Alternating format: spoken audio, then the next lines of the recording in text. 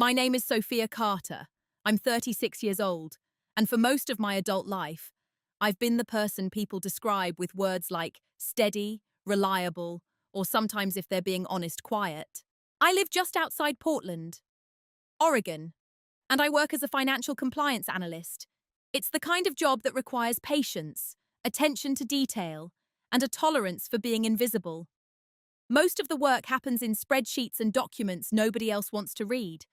The reward isn't applause, it's simply knowing that things are running the way they're supposed to.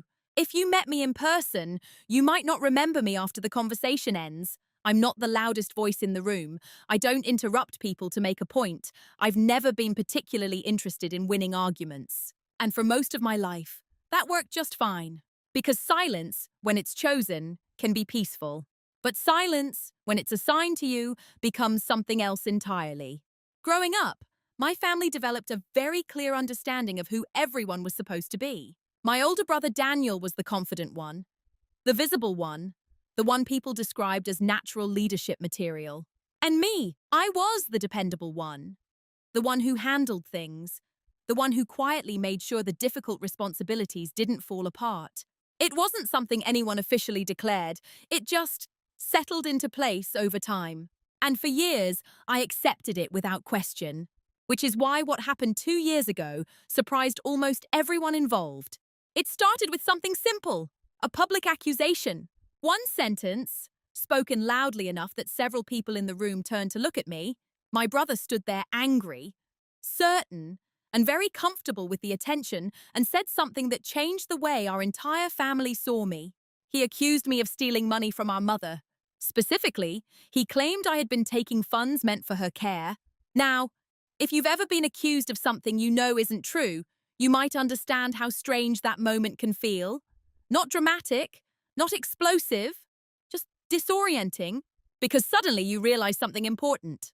People aren't only listening to what's being said, they're deciding whether the accusation sounds believable, and in that moment, I saw something in a few faces around the room that I hadn't noticed before. Uncertainty.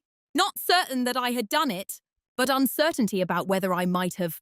Here's the quiet part Daniel didn't know. For nearly 3 years at that point, I had been the one paying the majority of the costs for our mother's care home. Not partially, not occasionally, almost entirely. And I had never told anyone. Not because it was a secret, but because it wasn't something I believed required an announcement. Care, to me, had always been private work. But accusations, those tend to prefer an audience. Daniel shouted his version of the story in public. I responded in a different way.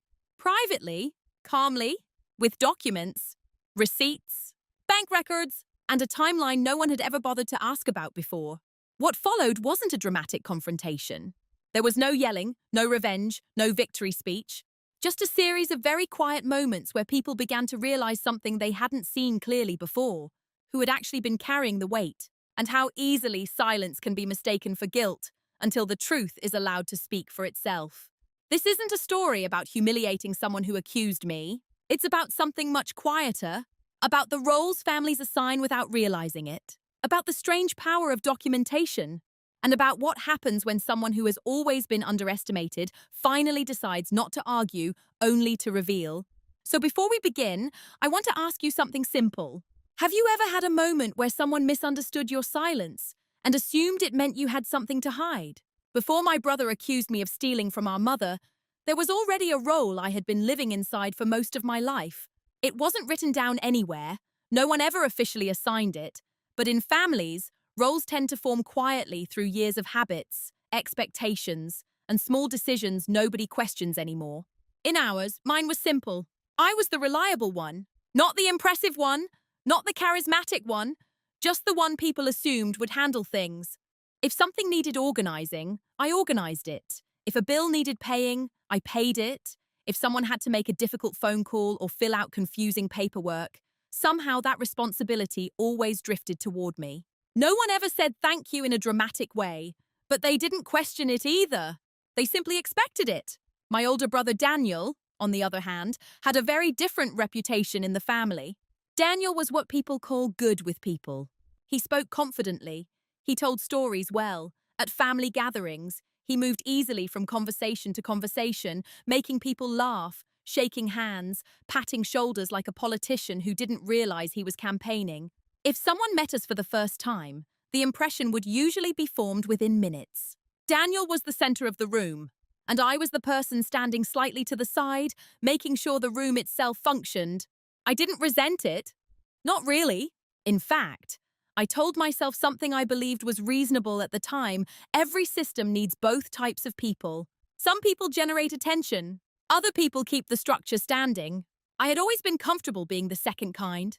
When our mother's health started declining 4 years ago, that same pattern continued without discussion. She had always been fiercely independent, but eventually the small signs became harder to ignore. Missed medications, forgotten appointments, a stove left on once, then twice. Nothing dramatic, just enough to make everyone uneasy. The first family meeting about it happened in Daniel's kitchen on a rainy Sunday afternoon. I remember that day clearly. Daniel stood near the counter, explaining how busy his work schedule had become. His company was expanding, travel was increasing, he wanted to help, of course, but the timing was complicated. My aunt nodded sympathetically. Our cousin mentioned how stressful caregiving could be. Everyone agreed Mom needed more structured support. Then, gradually, the room grew quiet, and something interesting happened. Eyes turned toward me. Not aggressively, not intentionally, just naturally. The way people look toward the person they already assume will solve the problem. I remember Daniel saying something that sounded supportive at the time. Sophia's always been great with this kind of stuff. It wasn't criticism, it was almost a compliment, but it carried a quiet assumption inside it. That I would handle the logistics, research the options, make the calls, figure out what came next. And because that was the role I had always played, I nodded. Within 2 weeks, I had toured 3 care facilities. Within a month, I had helped Mom transition into a small residential care home about 20 minutes from my apartment. It wasn't fancy, but it was calm and clean, and the staff treated her gently. I started visiting every Wednesday evening after work, sometimes Sunday mornings too. At first, Daniel came once or twice. He brought flowers the first time. Mom was thrilled to see him. She had always been particularly proud of Daniel, but after those first visits, his schedule grew more complicated.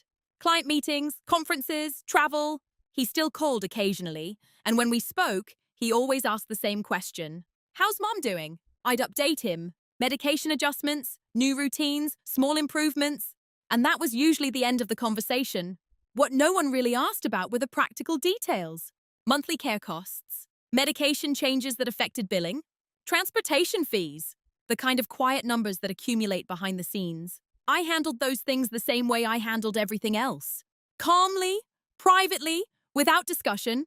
Part of me assumed it was temporary. That eventually someone would say, let's divide this up more evenly. But that moment never arrived. Instead, a quiet pattern formed. Daniel remained the visible son, the one relative mentioned proudly at gatherings, and I remained the dependable daughter, the one who managed the complicated parts nobody wanted to think about. Looking back now, I realized something important. No one was intentionally trying to diminish me, but they were very comfortable, not noticing what I was doing. And when people grow comfortable not noticing you, they also grow comfortable assuming things about you. Assumptions that, eventually, can become accusations. But that part of the story hadn't happened yet. At that point, I was still simply the person everyone trusted to handle things quietly. The invisible structure holding the situation together, even if no one ever thought to ask how heavy that structure had become. If you had asked me back then, when the first real moment of discomfort happened, I probably wouldn't have been able to answer. Because the truth is, the beginning wasn't dramatic. It was small. So small, in fact, that if someone else had been in the room, they might not have noticed it at all. But certain moments have a way of staying with you not because they're loud, but because something about them feels slightly off. For me, that moment happened about 6 months after Mom moved into the care home. By then, a rhythm had formed. Every Wednesday after work, I drove across town to see her. I'd bring groceries she liked, sometimes a small dessert, sometimes just tea bags. She preferred them over the ones the facility provided. We would sit in the small shared lounge near the window. Most of the other residents watched television, but Mom rarely paid attention to it. Instead, she liked to talk about ordinary things from years ago that had started surfacing more clearly than recent memories. Sometimes she asked about Daniel. That part never changed. "How's your brother doing?" she'd ask, smiling faintly. And I would tell her the same things I always did. "He's busy with work, but he's doing well." Which, as far as I knew, was true. One Saturday afternoon, about 2 months after that routine had settled in, Daniel suggested we all meet for lunch. It had been a while since the three of us had sat together outside the care home, and Mom seemed excited when I told her. So I picked her up that morning. She moved more slowly by then, but she insisted on wearing one of her nicer sweaters. The blue one she always said made her look less pale. We met Daniel at a small cafe near the river. He arrived 10 minutes late, but in a way that made it seem charming rather than careless. He walked in with confident energy, greeting the hostess like an old friend and giving Mom a hug that made her face light up instantly. For a moment, everything felt normal. We ordered lunch. Mom talked about the flowers outside the care home. Daniel joked about the terrible parking situation downtown. I mostly listened, occasionally adding small comments when needed. Then the check came, and that's when the moment happened. It wasn't dramatic. Daniel simply glanced at the bill, then casually slid it across the table toward me. "Hey, Soph," he said lightly. "You've got this one, right. Since Mum's care is kind of your project." He said it with a small laugh. The kind of tone people use when they assume everyone will find something funny. Mom didn't seem to notice. But I did. Not because of the cost of lunch. That part didn't matter. What stayed with me was the phrase, "your project."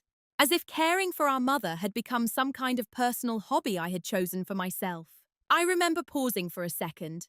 Not long enough for it to become awkward, just long enough to register the feeling that something about the sentence didn't sit right. Then I nodded and paid the bill. Daniel thanked me casually and continued talking about work. The conversation moved on quickly. No one lingered in the moment.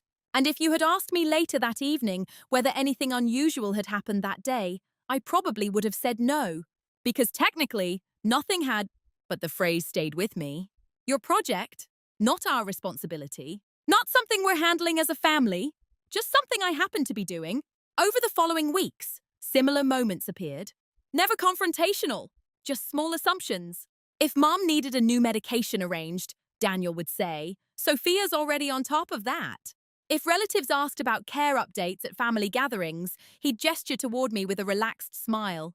She's the expert on all that stuff. It sounded complimentary. And in some ways, it was, but underneath the compliments, there was something else forming. A quiet separation.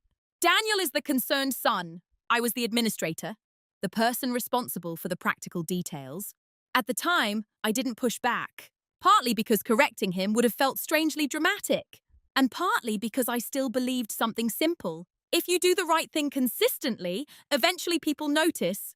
I assumed the effort would speak for itself, that the quiet work happening behind the scenes would eventually become visible. But there's something I understand now that I didn't fully grasp then. Effort doesn't automatically become visible, especially when people grow accustomed to benefiting from it. Sometimes, the more reliable you are, the easier it becomes for others to believe the work costs you nothing. And when that belief settles in, the respect that should accompany responsibility can slowly disappear. At that stage, though, I still thought of those moments as harmless.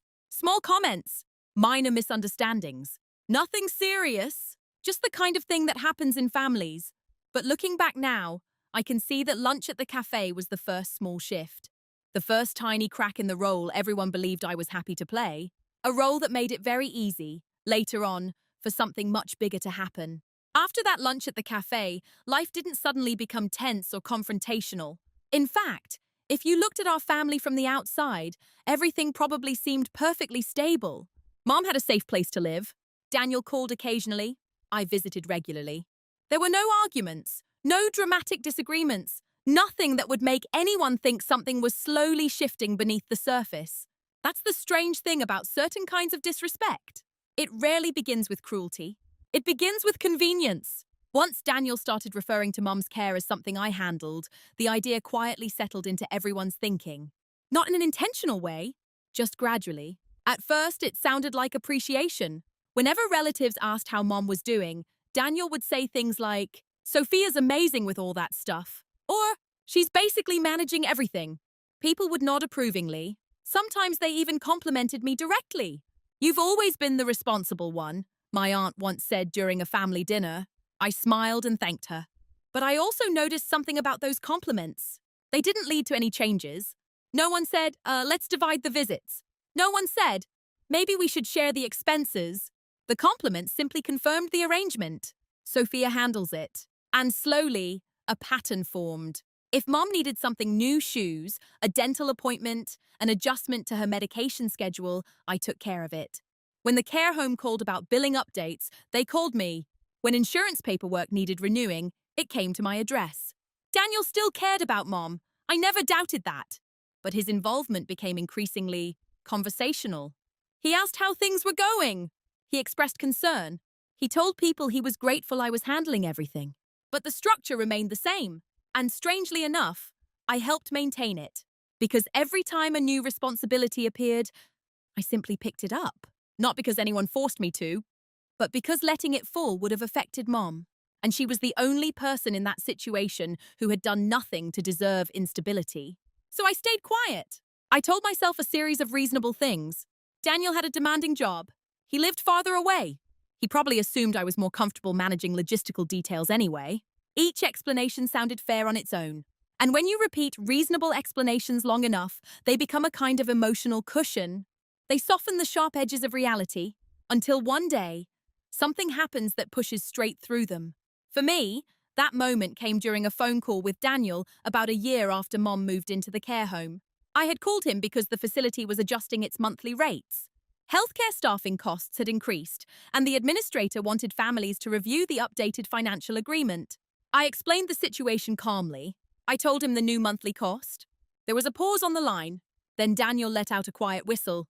Wow, he said, that's a lot. It is, I agreed. Another pause. Then he said something that sounded casual, but carried more weight than he probably realized. Well, you're the one handling the payments anyway, right? For a moment, I thought I had misheard him. Not because of the wording, but because of the assumption behind it. You mean coordinating them, I asked carefully? Yeah, he said, you've basically got the system down. The conversation moved on after that. He asked how Mom was feeling that week. I answered, we hung up 10 minutes later. But after the call ended, I sat at my kitchen table for a long time.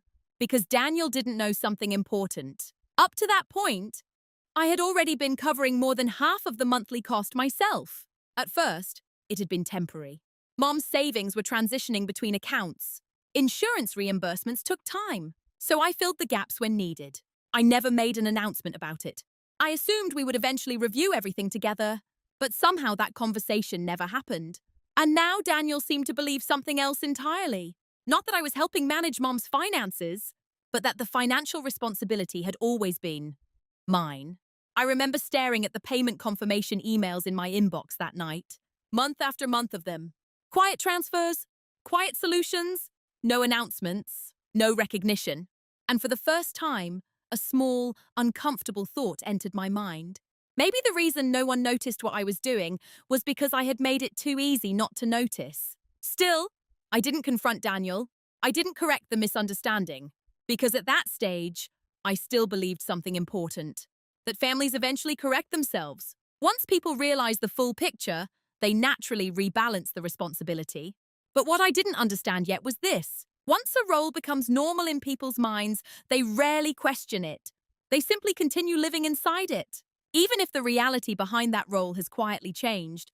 By the second year of Mom living in the care home, the structure of our family had quietly rearranged itself. No one held a meeting about it. No one officially agreed to it. But if you looked closely, the roles had become very clear. Daniel was the concerned son, the one who asked thoughtful questions during phone calls, the one who updated relatives at family gatherings, the one who sounded emotionally invested whenever Mom came up in conversation. And I had become something slightly different.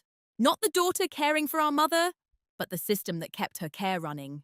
At first, I didn't mind. Systems, after all, are what I understand best. My job in financial compliance trained me to manage complex structures rules, payments, documentation, and accountability. Handling the logistics of Mom's care felt like an extension of that skill set. There were spreadsheets, payment schedules, insurance claims that had to be submitted within very specific timeframes, medication adjustments that changed the monthly cost. None of it was dramatic, but it required attention. And slowly, almost without realizing it, I became the single point where all of it passed through. The care home called me. The pharmacy contacted me. The insurance company emailed me. Even Mum's primary physician started copying me directly on updates. Daniel, meanwhile, stayed involved in a different way. He talked about Mum often. Sometimes he even expressed admiration for how much I was doing. At a Thanksgiving dinner one year, I remember him raising his glass and saying something that made several people smile. To Sophia, he said, the most organized person in the family, we'd all be lost without her. Everyone laughed lightly. My aunt nodded approvingly. And I smiled, because it was easier than explaining the strange feeling the comment created. Compliments can be complicated. Sometimes they recognize your effort. Other times, they quietly lock you into the role you've been playing. And Daniel's toast did exactly that. Because once everyone in the room agreed that I was the person handling everything, something subtle happened. No one asked whether I should be handling everything. It simply became the accepted structure. I started noticing the pattern more clearly in small moments. At family gatherings, if someone asked about Mom's medications, Daniel would immediately turn toward me. "You'd know better than I would," he'd say. If relatives wondered about the cost of long-term care, Daniel would shake his head sympathetically. I don't even try to keep track of all that. Sophia manages it. Each time, the tone was friendly, almost admiring, but the effect was the same. Responsibility flowed toward me. Recognition flowed toward him. And I let it continue. Part of the reason was practical. Mom was comfortable with the arrangement. She liked seeing me every week. The staff knew me by name. Changing the structure might have introduced stress she didn't need. But there was another reason too. One I didn't fully acknowledge at the time. Silence had become familiar. When people underestimate you, it can sometimes feel easier to simply let them continue. Expectations stay low. Conflict stays minimal. And if you're someone who values calm over attention, that arrangement can feel almost peaceful. But there's a hidden cost to that kind of quiet. Because when people become accustomed to you absorbing responsibility without complaint, they begin to believe something else as well. That the responsibility belongs to you. Not temporarily, not situationally, but naturally, as if the role was always yours to begin with. I remember a moment that made this realization particularly clear. It happened during a visit to the care home on a Tuesday afternoon.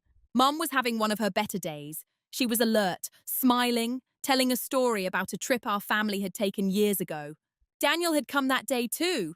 One of the nurses stopped by to update us about a minor medication adjustment. She explained the new dosage and mentioned that the pharmacy would send the billing information later in the week. Then she looked directly at me. "We'll send the invoice to the same account as usual." "Sophia?" I nodded. "Thank you." Daniel didn't react, not because he didn't care, but because the arrangement felt completely normal to him. And in that moment, something became clear in a way it hadn't before.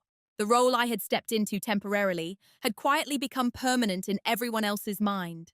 Not just logistical responsibility, but financial responsibility too. And because I had never corrected that assumption, it had hardened into something that looked like fact. Still, even then, I didn't argue. I didn't bring up the payments I had been covering. I didn't explain how the financial balance had gradually shifted almost entirely onto my shoulders. Because at that stage, I still believed something simple, that eventually Daniel would notice. That one day he would ask. That the reality of the situation would naturally come into the open. But sometimes roles become so comfortable for people that they stop looking closely enough to see what's actually happening inside them. And when that happens, the truth doesn't always emerge gently. Sometimes it waits, quietly, until the moment someone decides to rewrite the story out loud. For almost 2 years, the pattern continued exactly the same. I visited Mom every week. I handled the paperwork. I paid whatever portion of the care home expenses her remaining savings and insurance didn't cover. Daniel checked in occasionally, usually by phone. Sometimes he visited, though less often as time passed. His life seemed to be moving quickly, new projects at work, business travel, a promotion that relatives talked about with pride at family gatherings. And through all of it, the structure held. Daniel was the son everyone saw. I was the daughter who quietly kept things running. For a long time, I accepted that arrangement without really questioning it. But the shift didn't come from anger. It came from something much quieter, a moment of clarity. The day it happened was strangely ordinary. A grey Thursday afternoon in early October, I had left work a little earlier than usual and driven to the care home. The parking lot was nearly empty, and the air had that faint smell of fallen leaves that always appears around that time of year. Inside, the building was quiet. Most of the residents were either resting in their rooms or gathered in the activity lounge watching an old television show. Mom was sitting by the window in the common room, a blanket over her knees. When she saw me, her face lit up the way it always did. "Sophia," she said softly, reaching for my hand. We talked for a while about small things. The weather, a neighbor she remembered from years ago, a memory of baking cookies when Daniel and I were children. Some days her memory moved in clear lines. Other days it wandered. That afternoon, it did a little of both. At one point, she looked at me thoughtfully and asked a question that caught me off guard. "Are you still helping Daniel with the bills?" I blinked. "What do you mean?" She smiled faintly, the way people do when they're remembering something half clearly. "He always said you were good with money." She said that you helped him keep things organized. For a moment, I didn't know how to respond, because in Mom's mind, the structure of our family had always looked a certain way. Daniel was the successful one, the one building his career, buying property, expanding his life, and I was the one who quietly helped keep things balanced. The responsible daughter, the organized one, the helper. I realized then that even she didn't know the full reality of what had been happening. Not the monthly transfers, not the savings I had gradually redirected toward her care, not the quiet adjustments I made to my own budget every time the facility raised its rates. To her, I was simply assisting Daniel, helping the family stay organized. And strangely enough, I didn't feel hurt by that. What I felt instead was something more reflective. Because Mom wasn't responsible for the misunderstanding, neither, really, was Daniel. In a strange way, I had helped create the entire illusion. By staying silent, by absorbing responsibilities without explanation, by allowing everyone to believe the arrangement was exactly what it appeared to be. Later that afternoon, after Mum had fallen asleep in her chair, I walked down the hallway toward the small administrative office to confirm a medication update. The facility director, a calm woman named Linda, greeted me warmly. We had spoken dozens of times over the past 2 years. She pulled up Mom's account on her computer. Everything looked normal. Payments current. Insurance claims processed. Then she said something simple. "You've been incredibly consistent with all of this. Sophia," I nodded politely, but she continued. "Most families divide these responsibilities between siblings," she said gently. "It's rare to see one person carrying the entire financial and administrative side for this long." The sentence hung in the air for a moment. Not accusatory, not judgmental, just factual. And in that moment, something inside me shifted not emotionally, but structurally. For the first time, I allowed myself to see the situation the way an outsider might. Not as a natural family arrangement, but as a system that had quietly become imbalanced. Not because anyone had demanded it, but because no one had ever questioned it. I drove home slowly that evening. The sky was already dark, the streets damp from a light rain. And somewhere during that drive, a new thought formed in my mind. Not a plan, not a confrontation, just a quiet understanding. If people believed a certain story about what had been happening, then one day, the truth would need to be visible enough for them to see it clearly. Not argued, not defended, simply revealed. And that was the moment something inside me changed. I didn't feel angry. I didn't feel resentful. But for the first time in years, I stopped assuming that silence would eventually correct the misunderstanding on its own. Because sometimes silence doesn't clarify things. Sometimes it simply allows the wrong story to grow stronger. And if that story ever came into the open in the wrong way, I realized something important. I would need to be ready. Not with emotion, but with evidence. After that afternoon at the care home, nothing dramatic changed in the outside world. Daniel didn't suddenly confront me. Our relatives didn't ask new questions. Mom's routine remained exactly the same. But inside my own thinking, something had quietly shifted. Before that day, my silence had been automatic, almost unconscious. I stayed quiet because that's what I had always done. Because it avoided unnecessary tension. Because explaining everything felt strangely self-promotional. And I had never been comfortable drawing attention to myself. But after that conversation with Linda, the director at the care home, my silence became something different. It became intentional. I began noticing details I had previously ignored. Small assumptions in conversations. The way people spoke about the situation. The way Daniel described things when relatives asked about Mom. A few weeks later, during a family dinner at my aunt's house, I saw it happen clearly. Someone asked Daniel how Mom was adjusting to the care facility. He sighed sympathetically. "It's tough," he said, "but we're doing our best." Then he added, casually, "Sophia handles most of the logistics." Everyone nodded. Someone turned to me and said, "That must be exhausting." I smiled politely. "It's manageable." The conversation moved on. But I noticed something important. No one asked what most of the logistics meant. No one asked who was paying what. No one asked how the system actually worked. They simply accepted the summary. Daniel is the concerned son. I am an efficient organizer. The story was neat, comfortable, and incomplete. Before, I might have felt tempted to correct it.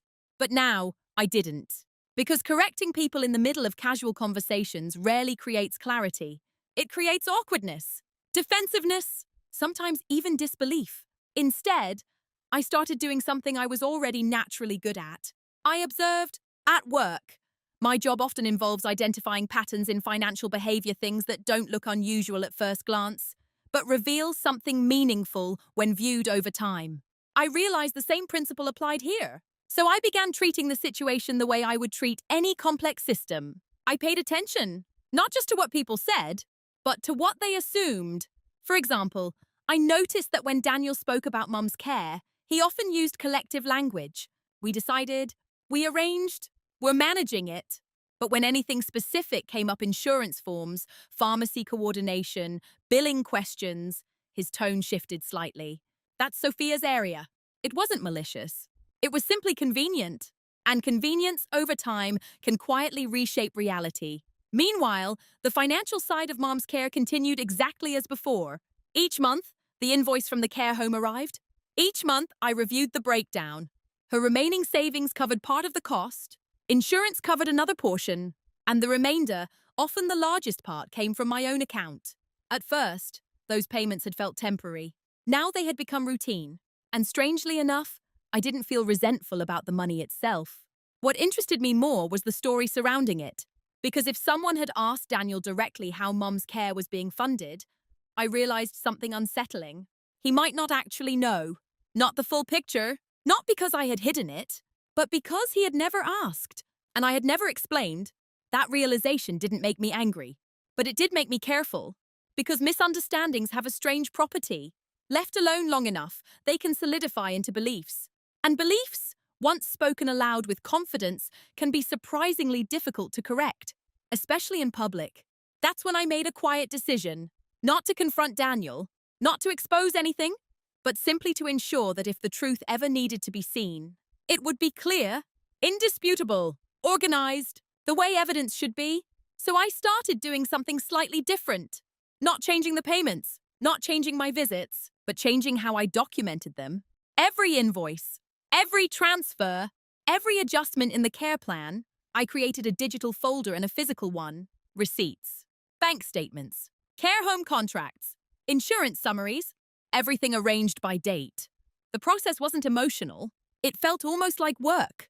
Calm, methodical, quiet. And the interesting thing was, no one noticed. To Daniel, nothing had changed. To our relatives, nothing looked different. I was still the quiet sister, still the organized one, still the person who handled things without making noise. But the difference now was subtle.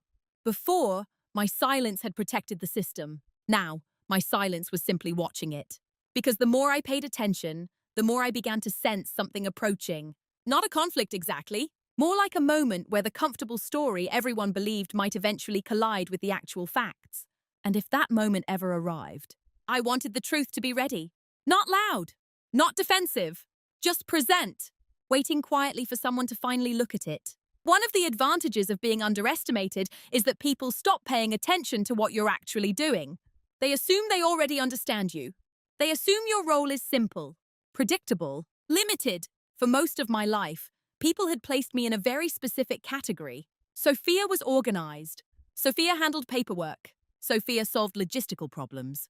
Those descriptions were accurate, but they were incomplete. Because organization isn't just about keeping things tidy. At its best, it's about seeing patterns clearly. And once I began documenting everything related to Mum's care, those patterns started to become very visible.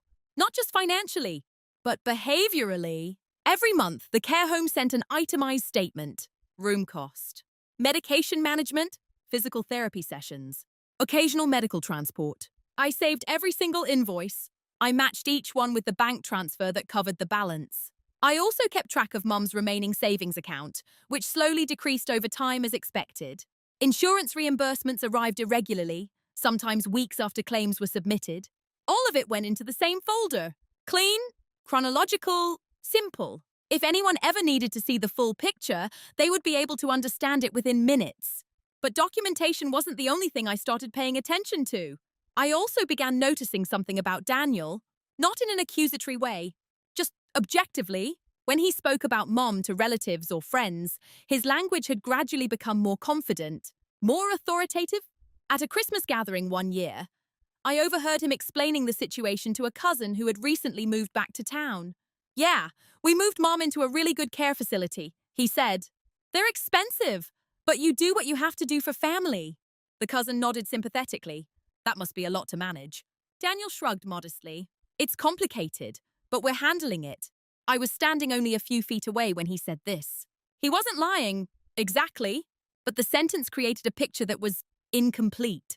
A picture where Daniel and I shared equal responsibility, where the financial and logistical weight of the situation was balanced between us. And in that moment, I realized something important. Daniel probably believed that picture of himself, because when someone benefits from an arrangement for long enough without examining it closely, their understanding of the situation naturally shifts to match what feels comfortable. I didn't interrupt the conversation. I didn't correct him. Instead, I quietly added another note to the folder in my mind. Not about money, about perception. Over the next several months, I continued preparing in small and invisible ways. I downloaded official statements from the bank showing every transfer connected to Mum's care. I organized email confirmations from the care home. I saved insurance claim summaries. I even kept records of text messages where Daniel asked for updates about Mom, not because I expected to use them, but because clear documentation removes uncertainty, and uncertainty is where misunderstandings grow. What fascinated me most during that time was how completely unnoticed this preparation remained. Daniel never asked about the financial structure of Mom's care. Our relatives never questioned it. Even Mom herself continued believing the simplified version of reality she had always understood. To everyone else, the situation looked exactly the same. Sophia visits every week. Sophia is coordinating the details. Sophia is the dependable one. And that was fine, because preparation doesn't require recognition. It requires patience. The folder on my desk slowly grew thicker. Months of invoices, payment confirmations, correspondence. If someone flipped through it quickly, they might have been surprised by the numbers. Not because the expenses were unusual, but because the responsibility for them was so clearly visible. Still, I never showed the folder to anyone. Not Daniel, not relatives, not even close friends. Because at that stage, there was no conflict to resolve. Only a quiet understanding is forming in my mind. A realization about something subtle. People often believe the version of events they hear spoken with the most confidence. And Daniel was very comfortable speaking confidently. But confidence alone doesn't determine reality. Documents do. Timelines do. Receipts do. And if a moment ever arrived when someone chose to speak about the situation publicly, I wanted the truth to exist in a form that didn't require argument. Just a calm presentation of facts. No emotion, no accusations. Just the quiet clarity that comes when the story everyone believes meets the evidence that has been waiting patiently all along. At that point, I still didn't know when that moment might come, or even if it would. But something inside me had already accepted a simple possibility. If the wrong story was ever told loudly enough, I would be ready to answer it. Not with words, but with the kind of proof that doesn't raise its voice. The moment when everything became completely clear didn't happen in public. There was no argument, no raised voices, no dramatic discovery. It happened quietly, late one evening in my apartment, with a laptop open and a stack of documents spread across my dining table. By that point, nearly 3 years had passed since Mum first moved into the care home. 3 years of invoices, 3 years of payments, 3 years of routines that had become so normal, no one questioned them anymore. That night, I wasn't doing anything unusual. I had simply decided to review the full record from the beginning. partly out of habit, partly because the folder had grown large enough that I wanted to make sure everything was still organized properly. I made a cup of tea, sat down, and started scrolling through the earliest entries. The first invoices were smaller. Mom's insurance coverage had been stronger at the beginning, and her personal savings account still had a comfortable balance. Back then, my payments had filled occasional gaps, nothing overwhelming. But as the months passed, the pattern slowly changed. Insurance reimbursements became less consistent. Her savings account declined exactly as expected, and my contributions gradually increased. It hadn't happened all at once, which is probably why I hadn't fully registered the scale of it until that night. Month by month, transfer by transfer, the numbers told a very quiet story. For the past 18 months, I had been covering nearly the entire remaining balance of Mum's care. Not half, not a shared portion, almost all of it. I leaned back in my chair and stared at the spreadsheet for a long time. Not shocked, just thoughtful, because the realization wasn't emotional, it was structural. The situation had moved far beyond what anyone in the family believed was happening. Daniel still spoke about Mom's care as something we were handling together. Relatives assumed we were sharing responsibilities. Even Mom thought she was mostly relying on Daniel's financial stability. But the reality, laid out in neat columns and timestamps, looked very different. And that was when the true leverage of the situation revealed itself. Not leverage in the aggressive sense. Not something to use against anyone, but clarity. Because if someone ever questioned my role in Mum's care, the answer wouldn't depend on opinions. It would depend on facts. And facts, when organized properly, don't need interpretation. They speak very plainly. I opened the bank statements again. Transfer after transfer. Each was labeled with the care home's name. Each dated. Each matched perfectly to the invoices beside them. Then I checked something else. Mum's original savings account balance from when she first entered the facility. The number was exactly where it should have been, declining gradually according to the care plan we had established at the beginning.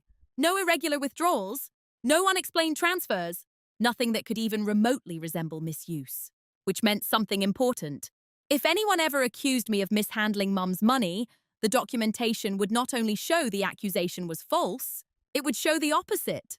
That I had been supporting the system financially, not draining it. I closed the spreadsheet and sat quietly for a while. Most people, I think, imagine moments like this as triumphant, as if discovering leverage automatically creates a feeling of victory. But that wasn't what I felt. What I felt was calm, a deep, steady calm that comes when uncertainty disappears. Because for the first time since Mum entered the care home, I fully understood the structure of the situation, the financial reality, the misunderstandings surrounding it, and the fact that if the story were ever challenged, the truth would be incredibly simple to demonstrate. I printed several of the most important documents that night. The care home contract, the invoice summary, a bank statement showing the monthly transfers. I placed them in the leather folder I had been using since the beginning. Not because I expected to show them to anyone, but because evidence deserves to exist in a form that can be seen, not just stored digitally. Then I closed the folder and slid it into the top drawer of my desk. The apartment was quiet. Outside, the streetlights cast a soft glow through the window. And as I sat there, one final thought crossed my mind. Up until that point, the entire situation had been built on an assumption.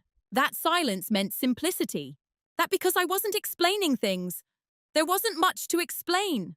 But if that assumption ever collapsed, if someone ever chose to tell a different story about what had been happening, I now understand something with complete certainty.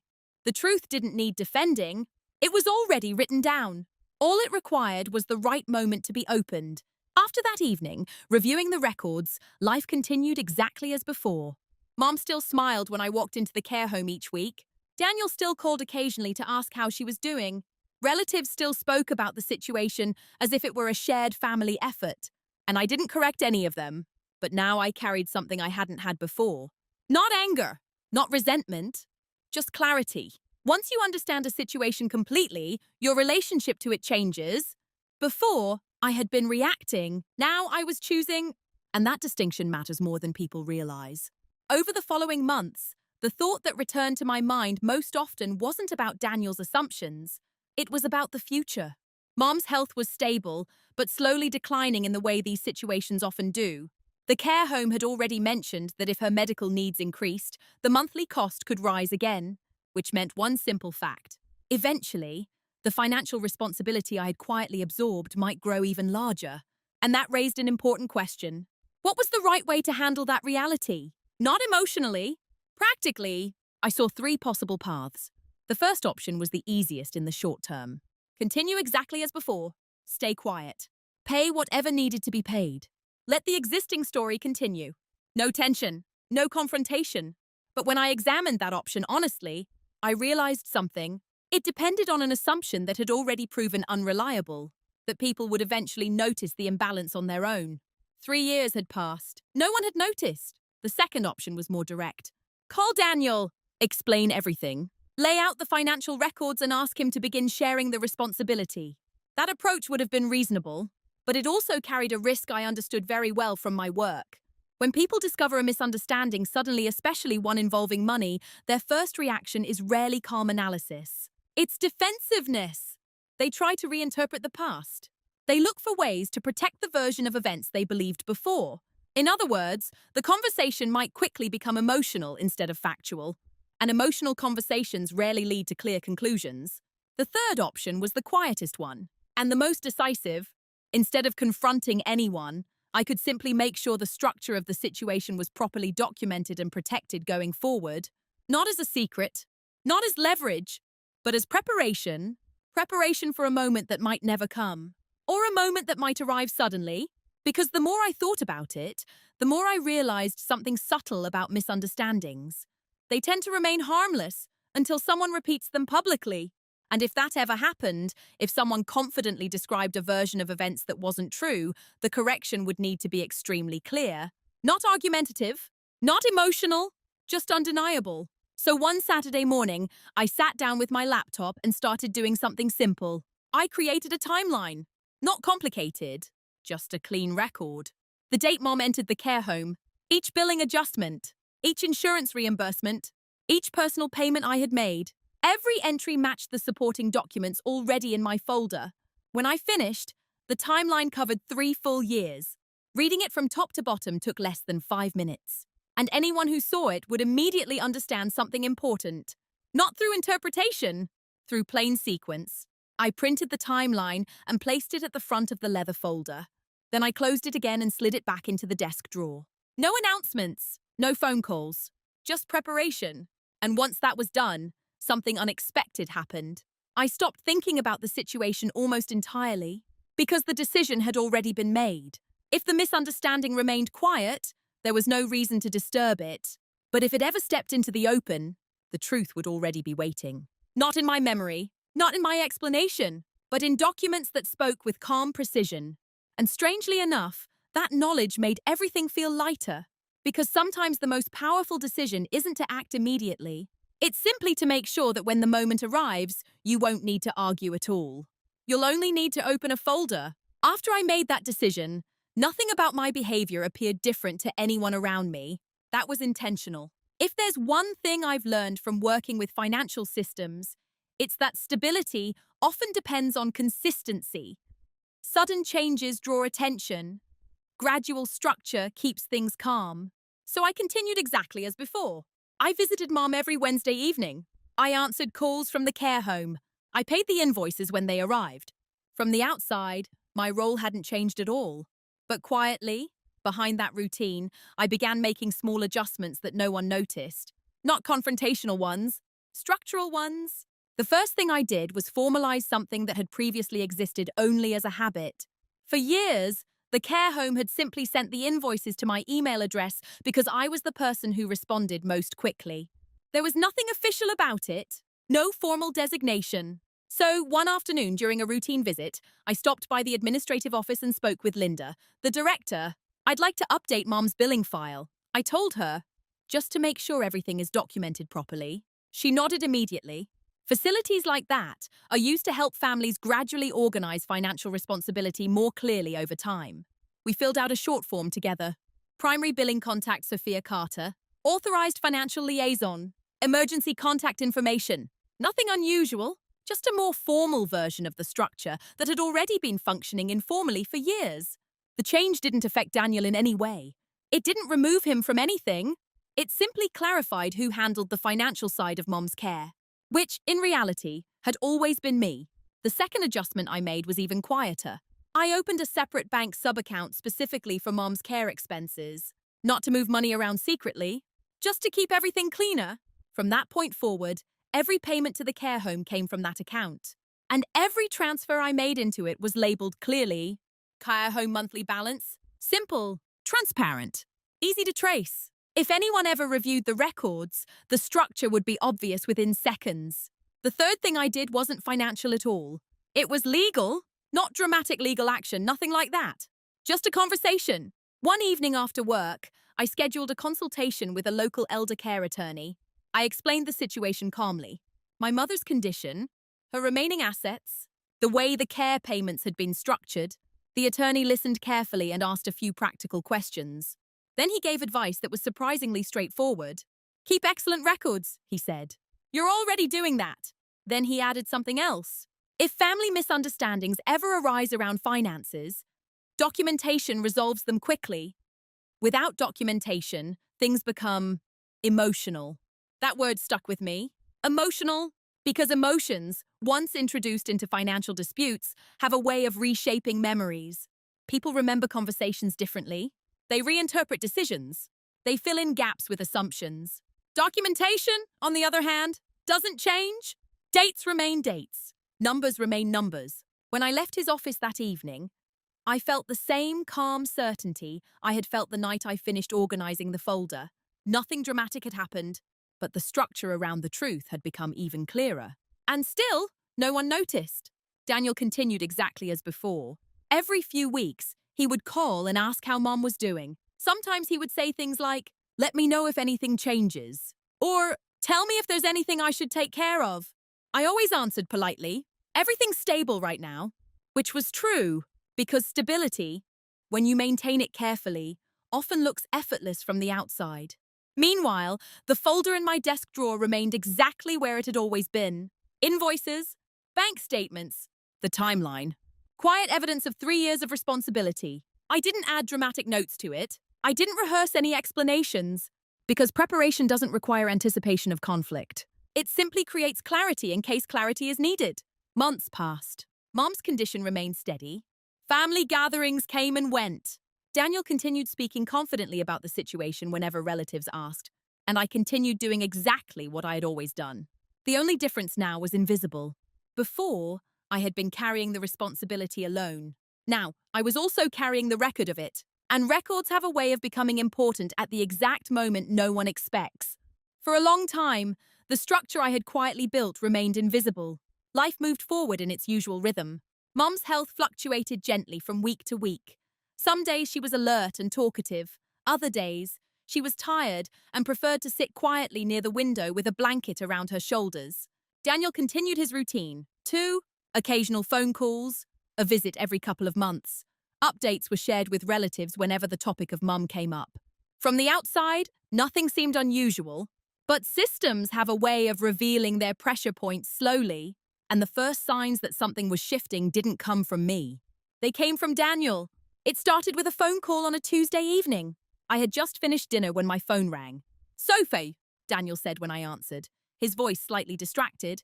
"Quick question." "Sure." He hesitated for a moment. "Mom's care costs? Do they change much month to month?" The question surprised me slightly. I said, "Why?" Another pause. "I was just looking at some of Mom's old financial stuff," he said, "trying to understand what her saving situation looks like." I nodded even though he couldn't see me. "That makes sense. What's left in her account these days?" he asked. I told him the approximate balance. There was a long silence on the other end of the line. Not alarmed, but thoughtful, because the number I'd mentioned was significantly smaller than what it had been 3 years earlier, which was exactly what anyone familiar with long-term care expenses would expect. But Daniel had never followed those details closely before. "I didn't realize it had gone down that much," he said quietly. "That's how these facilities usually work," I explained calmly.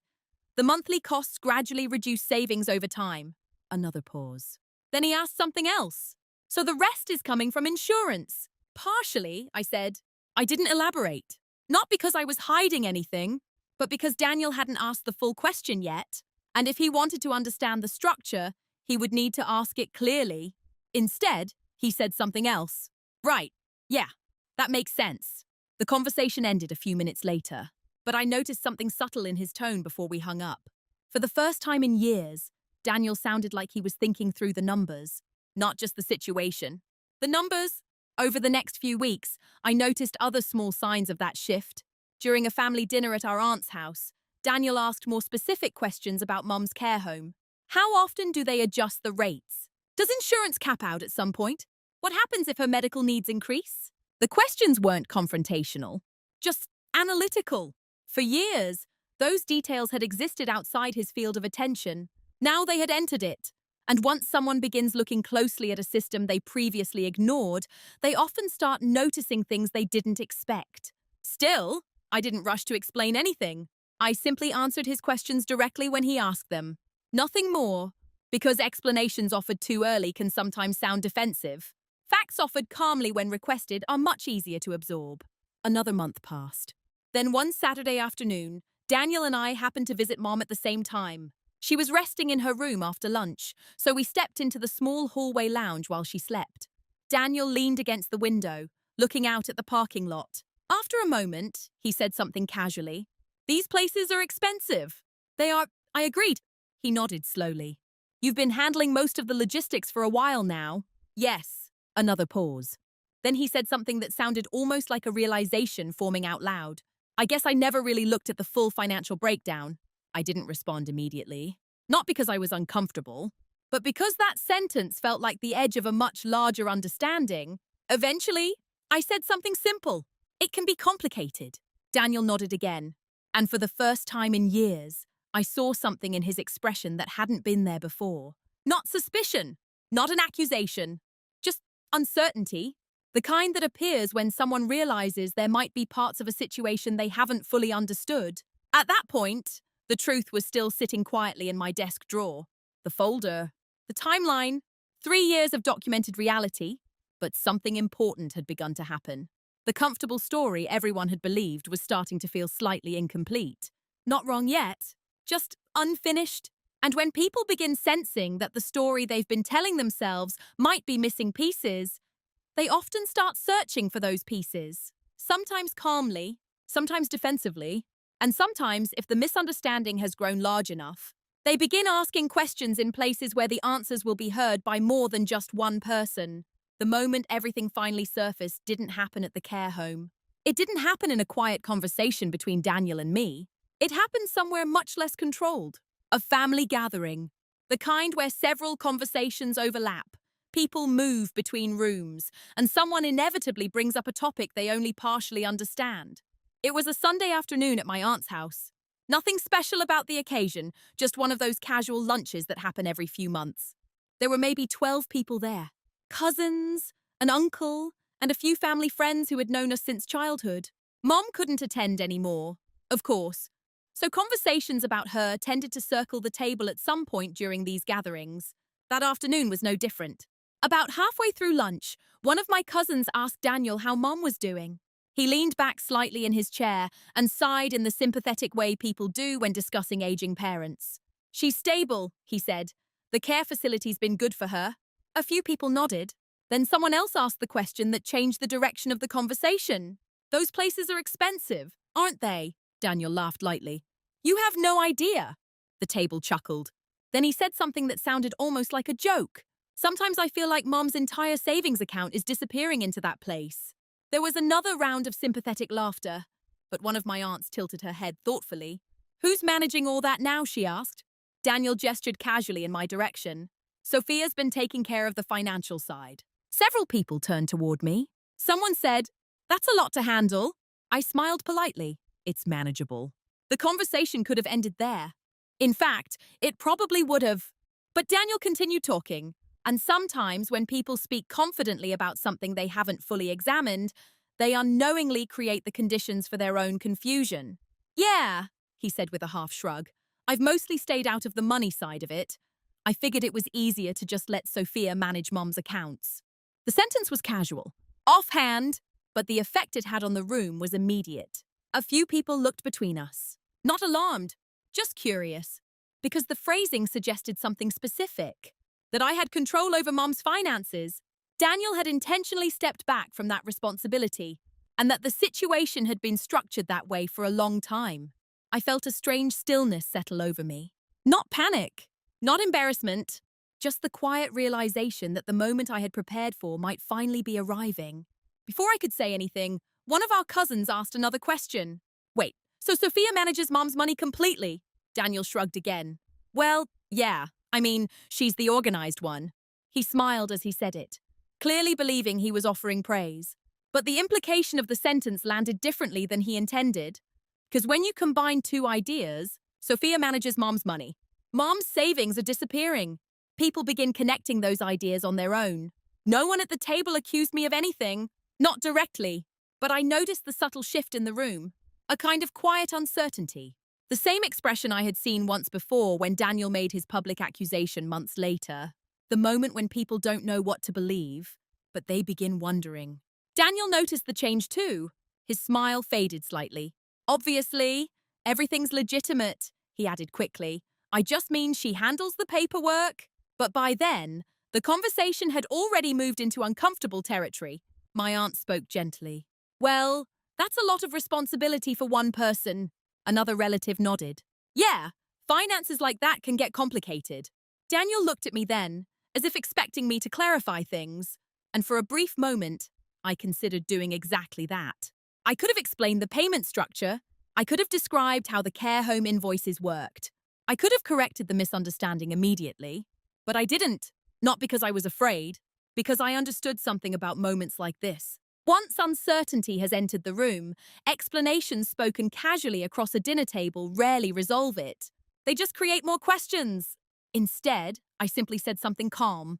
The records are very clear. That was it. No long speech. No defensive tone. Just a statement. Daniel nodded quickly, clearly eager to move the conversation away from the topic. Exactly, he said. Sophia's always been meticulous with that stuff. And gradually, the room relaxed again. The conversation shifted back to other topics. But something important had already happened. For the first time, the comfortable family narrative about Mom's care had cracked open. Not fully, but enough that people had glimpsed the possibility that the story might be more complicated than they thought. And once that kind of doubt enters a situation, it becomes very difficult to control where the next question might appear. Especially if someone eventually asks it loudly. In front of everyone. The public accusation didn't happen that afternoon. But the atmosphere from that lunch lingered. I could tell Daniel had noticed it too. For the next few weeks, his tone during phone calls was slightly different. More careful, more attentive to the financial details he had previously ignored. He asked more questions. Nothing confrontational. Just probing. How much is the monthly bill again? Does insurance cover therapy sessions too? Do they send you statements every month? Each time, I answered calmly. Yes, yes, yes. But I didn't offer explanations beyond the question itself. Not because I wanted to hide anything. Because clarity sometimes works best when someone chooses to look at it directly, not when it's explained for them. Then one evening, about a month later, the moment finally arrived. It was during another family gathering. Smaller this time, just a few relatives meeting at a restaurant after visiting Mom earlier that afternoon. The conversation had been light for most of the evening. Stories, work updates, small talk, until someone casually mentioned long-term care costs again. One of our cousins sighed. I honestly don't know how families afford those places. Daniel laughed. It's definitely not cheap. Then he added something that shifted the air at the table instantly. Sometimes I wonder where Mom's money is actually going. The sentence was louder than the surrounding conversation. Several heads turned, and then he looked directly at me. Not aggressively, but firmly enough that the implication was clear. I mean, he continued, you've been managing her accounts for years now. There it was. Not a direct accusation yet, but close enough that the room became very quiet. I felt the same calm stillness I had felt at my aunt's lunch table weeks earlier. Except this time, the moment had crossed a line. The question had been spoken publicly. And once something like that is said out loud, silence begins to look like confirmation. So I did something very simple. I stood up. Not dramatically, just calmly. I'll be right back, I said. No one tried to stop me, because they assumed, I think, that I was stepping outside to avoid the conversation. Instead, I walked to my car. The leather folder was exactly where it had been for months in the passenger seat, where I had placed it earlier that afternoon before visiting Mom. I picked it up and returned to the restaurant. When I came back to the table, everyone was still sitting in that same quiet uncertainty. Daniel looked slightly uncomfortable now, as if he hadn't expected the tension his comment created. I sat down again and placed the folder on the table. No dramatic gesture, just a soft sound as it touched the wood. Then I opened it. Inside were the documents I had organized months earlier. The timeline, the invoices, the bank statements. I turned the folder slightly so Daniel could see. "These are the records from Mum's care home," I said calmly. My voice was steady, not defensive, just factual. For the past 3 years, no one interrupted. I pointed to the first page. "The facility invoices are here." Then the next. "These are the insurance reimbursements." And finally, the bank statements. "And these are the payments that covered the remaining balance." Daniel leaned forward. At first, his expression was neutral. Then his eyes began moving quickly across the numbers. Dates, transfers, amounts. Each entry is labeled clearly. Each payment originates from the same account. Mine? The silence at the table deepened. Not tense, just absorbing. Daniel flipped to another page. Then another. The timeline was simple enough that he understood it almost immediately. 3 years, month by month. Every remaining balance is covered by the same account holder. He sat back slowly. His face had changed. Not angry, not defensive, just stunned. One of our cousins glanced at the pages, then looked at me. "You've been paying for all of this." I shook my head slightly. "Not all of it," I said gently. "Mom's savings and insurance cover part." Then I added the only sentence that really mattered. "But the remaining balance has come from me." No one spoke for a few seconds. Daniel looked down at the documents again, then finally at me, and when he spoke, his voice was very different from earlier. "You never told me." I met his eyes calmly. "You never asked." There was no anger in the room, no raised voices, just the quiet weight of a misunderstanding dissolving in front of clear evidence. And sometimes, that kind of silence says more than any argument ever could. After that evening at the restaurant, something subtle changed in the way my family saw me. Not dramatically. No one apologized in a long speech. There was no emotional reconciliation scene, the way movies sometimes show. Real life rarely works like that. Instead, the shift happened quietly, in small behaviors, small adjustments in how people spoke to me. Daniel, for example, became noticeably more careful with his words whenever the topic of Mum's care came up. Not awkward, just thoughtful. The next time we spoke on the phone, he didn't mention the restaurant conversation directly. Instead, he asked something very different from the questions he used to ask. "How are you holding up with all this?" That question had never appeared before. For years, the conversations had always focused on Mom, which made sense. She was the one in the care facility. She was the one whose health was declining. But that question revealed something new. For the first time, Daniel was looking at the situation not as a system that ran automatically, but as something I had actually been carrying. And strangely enough, I didn't feel triumphant about that realization. What I felt was relief. No relief that the truth had been proven, but relief that I no longer needed to maintain the quiet weight of being misunderstood. Over the following months, the structure around Mom's care slowly became more balanced. Daniel began contributing financially, not because I demanded it, because now he understood the actual numbers. And when people see a situation clearly, they often correct themselves without needing to be pushed. He also started visiting more regularly. Sometimes we sat together in Mom's room, talking about small things while she rested. The dynamic between us wasn't tense, just recalibrated, as if the roles we had been unconsciously playing for years had finally been adjusted to match reality. Our relatives changed slightly too. At family gatherings, when someone asked about Mum's care, the conversation no longer flowed automatically through Daniel. People asked me directly, not out of suspicion, out of recognition. And the strange thing was, I didn't suddenly become louder or more assertive. I was still the same person, still quiet, still organized, still someone who preferred facts over dramatic conversations. The difference wasn't in my personality. It was in how clearly my actions had finally become visible, which taught me something important. People don't always misunderstand you because they're malicious. Sometimes they misunderstand you simply because you've never shown them the full picture.